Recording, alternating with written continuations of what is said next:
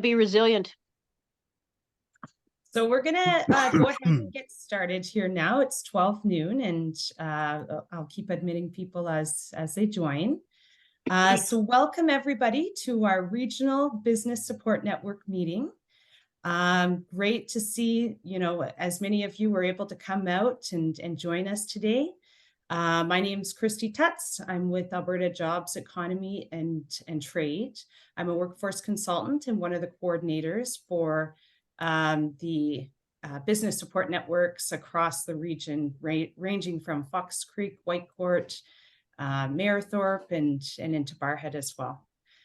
We're really excited today to have Economic Development Association of Alberta, Leanne Hackman-Carty, attend today to provide us with a bit of a presentation on valuable, especially after our past summer of, some of the challenges our community, huge challenges our communities have faced around some local disasters between fires and floods, and we're really excited to be able to tap into some resources around economic disaster resiliency. So I really appreciate Leanne joining us today. Business Support Network, just a quick overview. The whole purpose of organizing business support networks in our communities across our region really is to identify and address common, business challenges with business industry, workforce, but also to derive solutions and connect people, so we're able to share resources and information and work together to derive solutions to those challenges, those common challenges. So I really appreciate everybody joining today. I'm going to hand it over to Bert Roche, the Economic Development Officer of Woodlands County, who is going to do a brief introduction for Leanne. So welcome, Bert. Thank you very much, Christy. Welcome, everybody. Thanks for being here. Now, Leanne is such a important and wonderful figure. I have actually written out an introduction, and so you're just going to see my eyes go off to my little teleprompter here on the left to make sure that I get it right, because I actually do have a little joke in there. Surprise, surprise, and I want to make sure that I get it right. So enough about me and on to Leanne. Leanne is the embodiment of resilience. I've known Leanne since 2008, and that was the year that I joined EDA and moved into the province. And I've seen Leanne lead EDA and its members through some pretty intense events. If anybody remembers back that far, we've had a few economic changes. Some things go up and down. We've had some government changeovers. There's definitely been a few natural disasters, and of course, that pandemic. And then, of course, on a day-to-day basis, as the CEO, Leanne works with our EDA board, which are absolutely wonderful people. But those of you that work with EDOs know that sometimes we can be a little bit strong-willed, and we all have our intricacies. So imagine a dozen of us sitting around a table trying to decide on things. That's part of what Leanne manages on the day-to-day. And of course, we've got changing needs for the EDA members. And EDA was actually one of the first groups when we started to move everything virtual. They very quickly adapted some of the EDA events to be online. And I remember attending 2 online EDA conferences in short order right after the pandemic started. So with that, Leanne's also worked at the provincial, national, and international level. And she always represents herself with professionalism, grace, and most importantly, gentleness. She's very kind and wonderful, held in a high regard by very, very many people. And I can't think of a better person to teach us today about resilience, continuity, and mitigation. And so without any further delay, I'm happy to introduce you to the woman with all of the answers. Okay, well, most of the answers. And did you read her bio? Leanne, take it away. Thanks. You almost made me cry there, Bert. Not fair. Anyways, I know Christy's got a poll, and before I get started, I just want to get a feel for if everybody's from a business support organization or just where everyone's from. So Christy, are you able to share that poll? And just if you could, when you see it on your screen, if you can just fill it out so we can get just so I can make sure that I tailor this correctly. And we'll give everyone a minute here to just I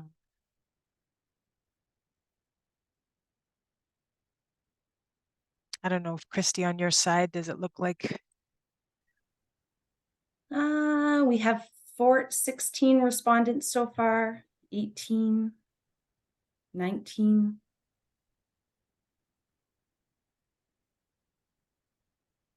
Anyone who didn't respond, if you can, oh, we're up to 20 now.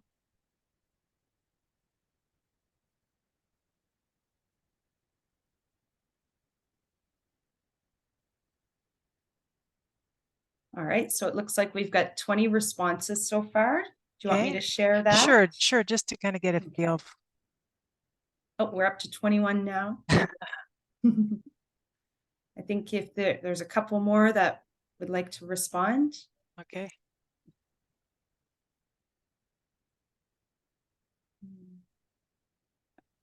All right, I'll go ahead and share it.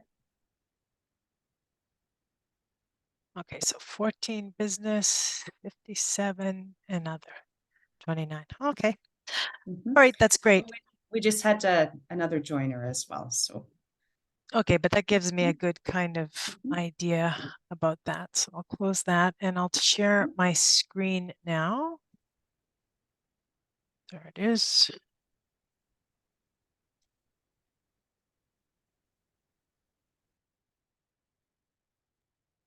Okay, well, thank you very much. And I am happy to take questions. At the end, I am thrilled to be able to just speak to you about this topic. It's one I kind of have become passionate over the past several years, both personally and professionally. So hopefully today I can give you just some little pieces, little nuggets that will make a difference in your work every day. So I just want to, how I broke it up, it's a little bit about disasters, what they are, the kind of the various phases, tell you a little bit about what we did when we had the 2013 floods, and then in particular the wildfire in Fort McMurray in 2016.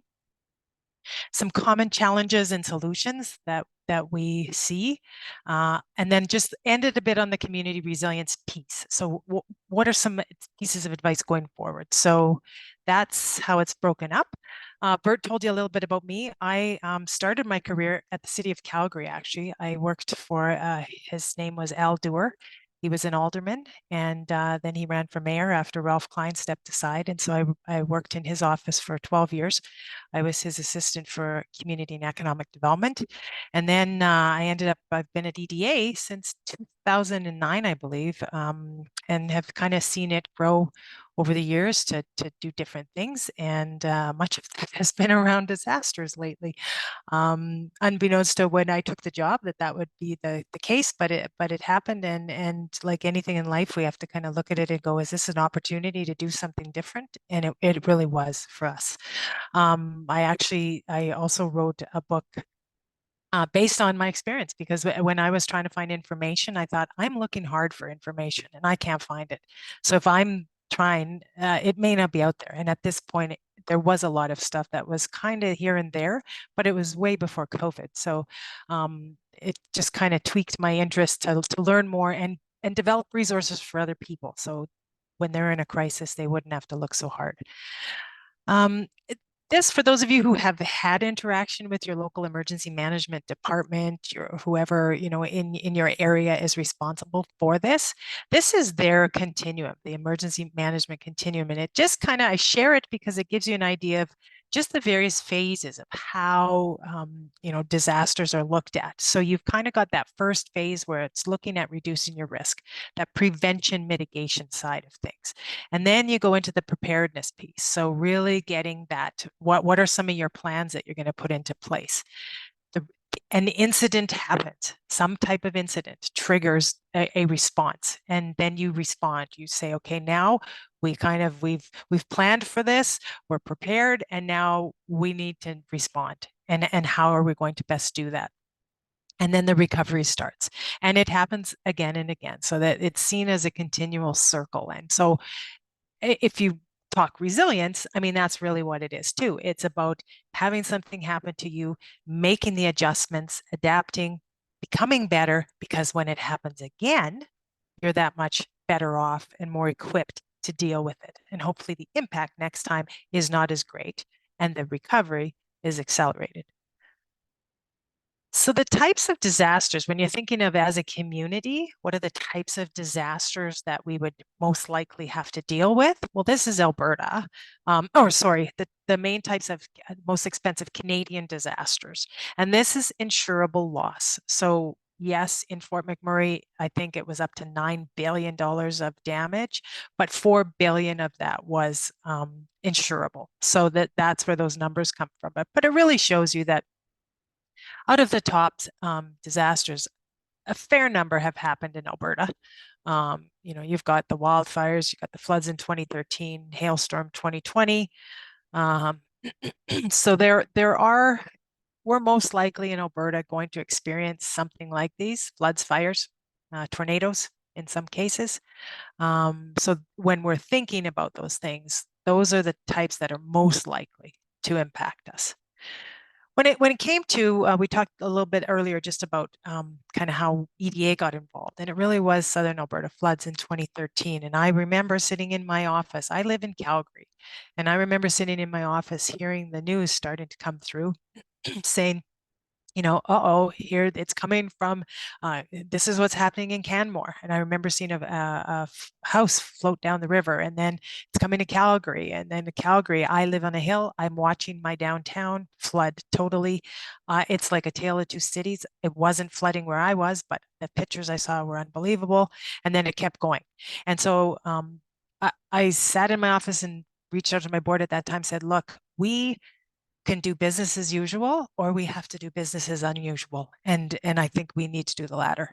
And so it's basically throw out what we were going to do and focus on how do we help a third of our members who are underwater or going to be underwater.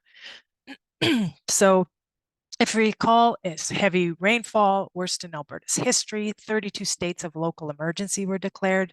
28 emergency operation centers were activated. Over 100,000 people displaced. We had Canadian Forces troops here, sandbagging and doing whatever they could to help us. And estimated total damage was 1.7 billion.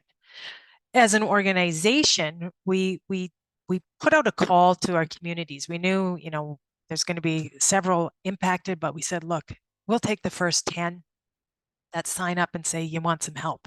And so we ended up working with these communities on the flood recovery project. And so they said, look, we're in, please help us. What do we need to do? So we ended up sending technical teams. So one of the beauties of having relationships, and I think all of you know the importance of relationships, and you need them in the worst of times and the best of times, but in particular the worst of times. We reached out to our partner in the United States. They're called the International Economic Development Council. And they have had a history of building up resources for a long time in this area, because you just look at the states, it's almost like on a daily basis, they have some kind of disaster happening, whether it's tornadoes, hurricanes, fires, they've mass shootings. I mean, they have a number of things that they're dealing with all the time. So we thought, why would we reinvent the wheel? It makes no sense. So we reached out to them and said, you guys have been doing this forever. What are your best practices? We need help. And at the time, there was no Canadian resources. The resources were great, but there are some subtleties that we had to change for Canada. But we modeled our response off what they do. So we put together technical teams. We went into communities. We did interviews with businesses. We worked with Community Futures on the ground, or the chambers, or the EDO, whoever's kind of in those communities. And we said, okay, let's talk to those businesses. Let's find out what's happening right now, what their main issues are, what kinds of supports they're going to need. We ended up giving them all reports at the end based on, here's some recommendations to go forward.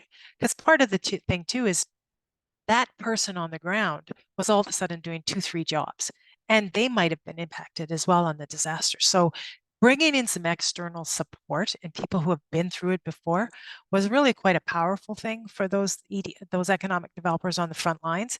And it was great for our people too, because people who have gone through a disaster love nothing more than to help and pay it forward, because they don't want you to go through what they went through. And they know that if you do these one or two little things, it's going to make a difference. So sharing that expertise was really powerful.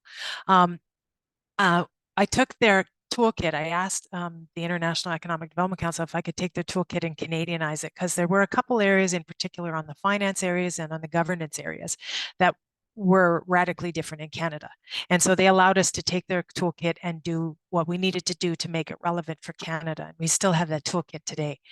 We've updated it a couple times and are currently doing our latest version, which should be available early next year. And a disaster resilience course. I see Rhonda's on the call here. Whitecourt was actually a community we tested a course with, piloted this resilience course in. And with that pilot project, got some content and some feedback, and we have been offering that course ever since to businesses and communities on how to prepare for disasters. And in particularly, we've put a lot more emphasis on the resilience piece over the past couple of years, because that is really becoming, it's a bit of a buzzword, but I think it is a very important concept too to understand. And then in 2016, as Fort McMurray started to burn, this time I felt way more confident in what we needed to do and reached out immediately. We actually presented their group, their economic development group was, I think it was about 9 people at the time, scattered across the country. So trying to manage, and this was before COVID, so people didn't know, how am I going to work remotely? How do I even connect? But we reached out with them and put together a plan for them as well. In this case, 90,000 residents out of the community for about a month, almost 1,600 structures, $9.9 billion of damage. And really in this case, we're trying to figure out, okay, so with respect to businesses, because that's where we really wanted to zero in, what do they need? Especially when you can't reach them. Ironically, they were just moving their business database over, so it hadn't been transitioned. And so even having current data for businesses was difficult to have for us to follow up on. So what we did was we kind of knew what some of the lay of the land was going to be. So we gave them a business and economic recovery plan, said, here's a template. Here's the kinds of things you're going to have to think about. Here's the kind of phases you're going to have to go through. They took it to their council and it was immediately approved. And so right away they knew this is where we're going. This is what we need to do. I actually got funding and operated their business recovery hotline out of Calgary.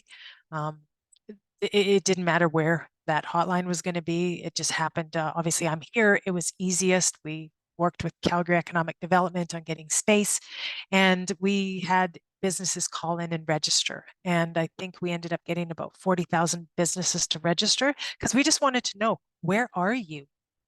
Are you safe? What are your needs? So every day we were getting new information, and we could give it back to the department right away and say, hey, today, this is the issue. Okay, this is emerging. You got to think about this. This business is in dire straits. Please reach out to them. So we were able to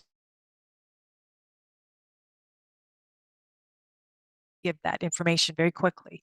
They had never been able to figure out a way to give to a for-profit business, because they are a charity. So we had to figure out, well, how in this case, people are giving money to the Red Cross. They want to support Fort McMurray. That includes businesses, small businesses that are devastated. And so how do we get some of that money into their hands? So we developed we actually ended up doing 3 phases of the grant program. And so I think, ideally, like in my mind, I honestly didn't care if they've used it for gas or groceries, because at that point they're desperate and they need money, they need cash. And so I think it was a great backstop for them. And I'm very proud that we were able to figure out a way to help them so quickly. When people were allowed to go back into the community, so that was about a month after, the municipality put together business resource centers. So they had different people in their center. So the province was there. They had certified management consultants.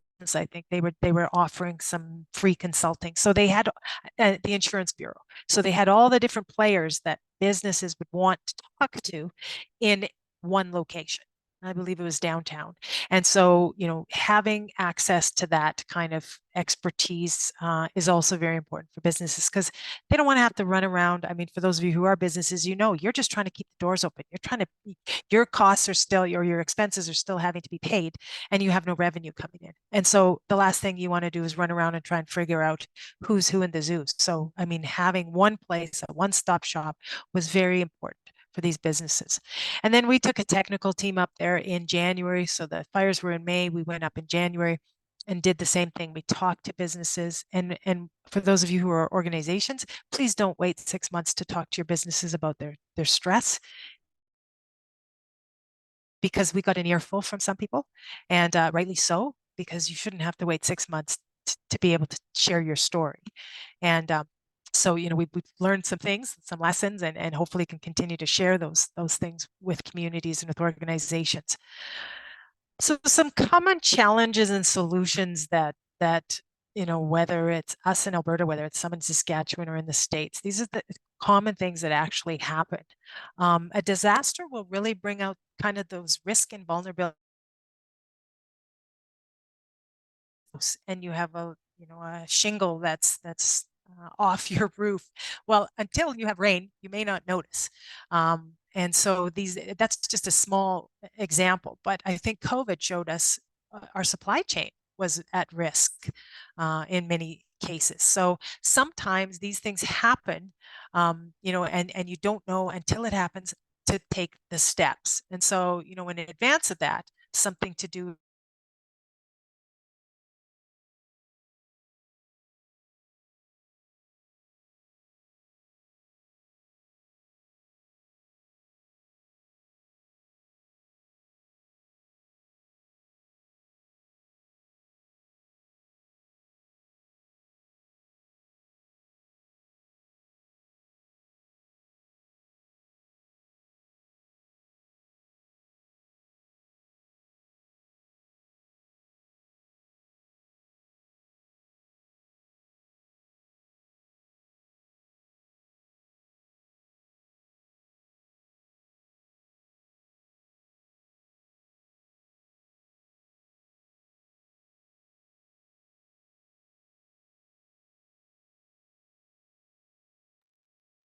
Can anybody hear me? I just got you. Yes, Chrissy, I can hear you now. I wondered, we hit a bit of a pause there. Yeah, I Leanne, you wonder. may have to come back in. We hit a road bump. Good old broadband, hey? Well, this might look like a technical issue, but the reality is we're just doing our own resiliency exercise. See how quickly we can bounce back from something unexpected. Looks like Leanne's gone altogether, maybe. Yeah.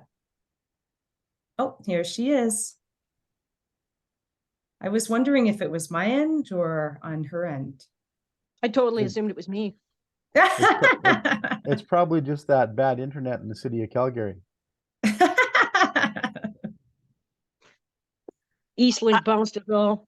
I noticed right away, all of a sudden, all I could see was my screen. I thought, I think I didn't mitigate my risk on my internet. So here we'll start again. Sorry about that. Thanks, Leanne. Yeah, no. So here we are again, mitigating risk. So really understanding, I think where I got cut off there was just understand the risk, but what's the likelihood? What's the probability of it happening? And if it happens, like what could the potential, is it a high impact or low impact? So just going through a bit of an assessment. And then figuring out, how do I lessen my risk? That's the big part here. Supporting businesses before they fail. Now, this statistic was shocking to me, but I heard it was higher in COVID. I believe it's in the States, and it's FEMA, the Federal Emergency Management Organization. They said 1 in 4 businesses never reopen their doors after a disaster. That's really high. If you think of your own business community, 25% of them don't reopen after a disaster. That's pretty high. And so knowing that, thinking about how can each of you play a role in helping take down that casualty, that level of casualties, because that, I mean, it's hard. Business is tough anyways, but when they get hit with something like this, it's even harder to recover. We actually did some work for Business Link during COVID on putting together an interactive business continuity planning toolkit. And I don't know if it's still on their website or not. I'm happy to share a version of it with you guys if you'll find it helpful, because I've seen a lot of them, and this one I think is actually very, very good. But it helps businesses go through their various 6 critical business functions. So looking at their equipment and what are the kinds of things they need to do in advance, their data, their operations, their inventory. But it really is a user-friendly manual to go through. And maybe if that's something you're looking at to provide some supports to businesses, using this tool is something you can help work with them and get them through it. And at the end of the day, they have something they can have and refer to and improve on. Communication is also, I mean, this, when I'm training in this area, I make a joke, but it's true. Even communication in a family is tough. I mean, your partner or your best friend, whoever, your boss, it's always a challenge. Think about that magnified when you have a disaster happening. One of the things that I found, I think we're getting better at, but I'm still not convinced we're really good at, is there are 2 audiences in your community to really think about. And if it's an elected official in particular, I really want to hammer this on to them, because a lot of times when a disaster happens right away, the communications, whether it's in the media, usually on radio or television, they're just talking to residents, which is great. I understand saving lives is important. It's absolutely critical. But saving livelihoods is also important. And so when you're communicating to your businesses, to like the community at large, you need messages to your business community and messages to your residents, and they are not always the same. And so if you're a business, you're going to be wanting to know exactly where I go for resources, what is happening today. So this is a lot of stuff we go through in our course, but having resources ready to go for them now. If you're a business support organization, have that stuff ready for them. Have all of those resources ready for them. The state of Florida, because they have hurricanes all the time, they just have a place on their website that they hide during a blue sky time, and then they unhide it during a disaster. And here they are. Here's all the resources today. Make it easy. So it's not rocket science, but it does take some advanced planning. And mental health, I think we really saw this in COVID. I saw it in High River in particular, because a colleague of mine, she mentioned how the turnover at the town of High River was ridiculously high. It was, I forget how many, whether it was 2/3 of their staff changed within a couple of years. It's stressful. It's especially when you personally are being affected as well, and you're on the front lines trying to help others, or you're a business trying to help, your staff, but your house burnt down. So these are the kind of things that we should never underestimate.